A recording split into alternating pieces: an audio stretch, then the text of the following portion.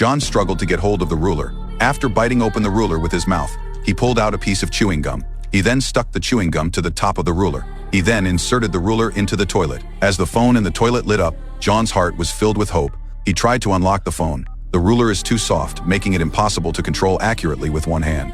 Several consecutive attempts have failed. This resulted in the phone being locked for a minute. This left John feeling desperate. One of his arms was pierced by reinforced steel. If not dealt with promptly, it will lead to death from blood loss. Unfortunately, an hour later, here will be blasted and demolished. As an engineer's designer, John knows if the bomb is detonated, he had no chance of survival. 1 minute later, he tried again to unlock his phone. Luckily, there was no accident, and the phone unlocked smoothly. John immediately tried to call his wife, but he accidentally called a friend instead. But John was not disappointed. Because his friend was holding a press conference at this moment, he could reach the scene for rescue faster. After the phone call connected, John told his friend his location and situation.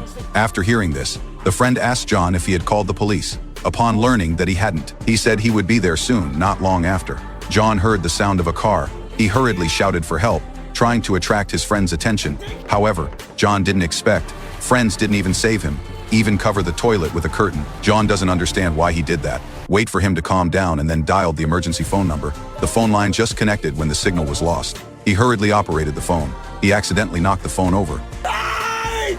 Scheiße! John was utterly desperate. Just at this moment, he noticed the toolbox beside him. John remembered there was a file inside. So open the toolbox and find the file tree to grind the door lock with it. With a crisp sound, John successfully ground the door lock. Then he kicked the bathroom door open. Then he remembered why he was there. Just as he was at his wit's end, his severely injured companion appeared. He told John to restart the detonator. It will take some time to detonate. He can try to defuse the bomb in this time. John remembered the wire was below the toilet, so he immediately began to dig downwards. He soon found the wire.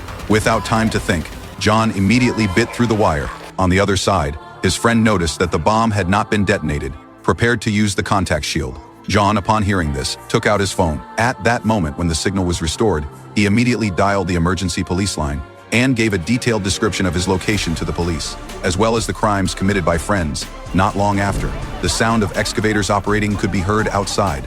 Now just wait for the stones to be cleared. John managed to escape. Suddenly, a stone whizzed past his ear. Immediately, the excavator stopped working. John tentatively reached out to push the door open. The whole person is bathed in sunlight.